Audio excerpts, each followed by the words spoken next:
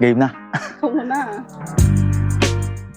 Hi, love. Kung may isang bagay ako natutunan at na-realize sa panahong ito, iyon ay ang katotohanang sigad talaga kumikilos siya sa mga paraang hindi natin inaasahan. Medyo kinakabahan. Araw ko ngayon. Natatandaan ko pa, nung napasok pa tayo at nagde-date sa paresan, nung tanungin mo ako kung kailan ko balak magpakasal at anong edad. Sabi ko, after 2 years, pakakasalan ko siya. Yung dumating sa puntong na napikot ako, yun na. Ito na, kakasal na. Sino pa naman ang mag-aakala na ang isang simpleng random message kung saan ikaw ang unang nag-message sa akin, pero ikaw rin ang unang nang-seen na lang at sabi mo pa nga, dinilit mo pa ang convo natin. Yun pala magsisimula at daan sa kung nasaan at meron tayo ngayon.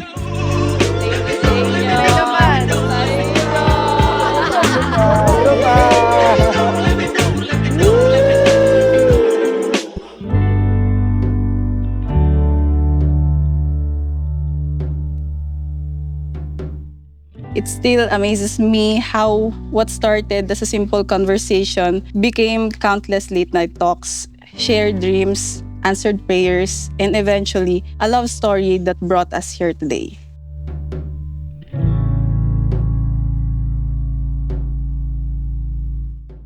Susunod na to. May ganito na din eh. Good morning, Mrs. ko.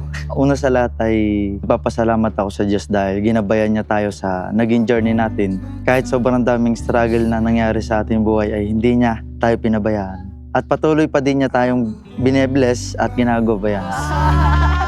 CJ, congrats ulit. Magbabait ka palagi at pahalagahan mo yung pamilya. These past 3 years have given me so many reasons to thank God. Not because everything was easy, but because through every challenge, every misunderstanding, every difficult season, we choose each other. We stayed, we grew, we prayed, and through it all, God remained faithful. Ready na. Magpapakasal na pala. Wow, pogi. Ganda mo naman. Mamaya naiyak. Bawal umiyak. Uy, naiyak ko, umiyak. Susuko na. Sarili. Thank you kasi dumating ka. Kinakabahan, sir. Gusto mo kinakabahan. Sa ngayon pa lang, nahabag na loob ko. Nagpapasalamat din ako kay Lord dahil kahit medyo maulan, medyo binagyo, natuloy pa din ang pinaka-special na araw na ito para sa atin.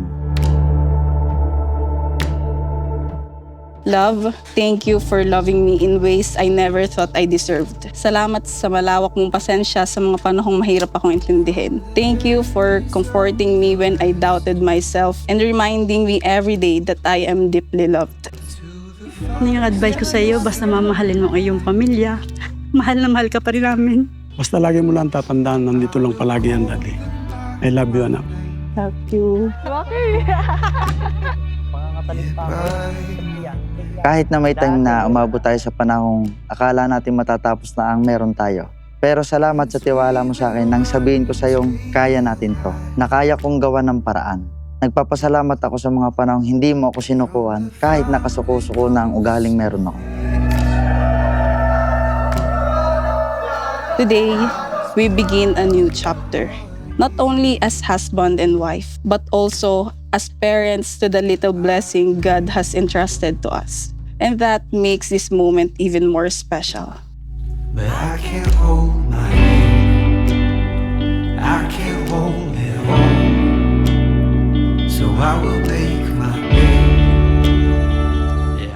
As we stand before God and the people we love, I promise to pray for you, with you, and over you. I promise that together, we will make Christ the center of our home, our family, and our marriage, trusting Him to lead us through every valley and over every mountain.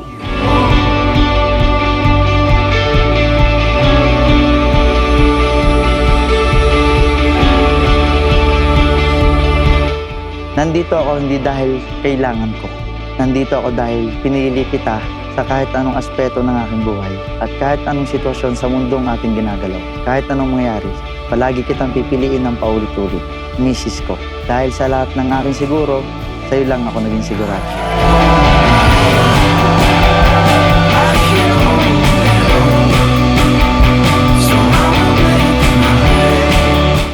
I love you, love, and if one day you ever wonder how much, just look at our little one. Because while I love you with all my heart, Butch loves you even more. Love, your soon-to-be Mrs. Now, Christian J, you may now kiss your wife, Hannah May. Ngayong araw na ito ay isinusuko ko ang aking puso, buhay sa iyo, Mrs. ko. Huwag lang ang sahod ko. Masasabi kong wala sa Jollibee ang tunay na saya, nasa McDo. Dahil sa McDo, napa yes I do. Mahal kita, Mrs. ko.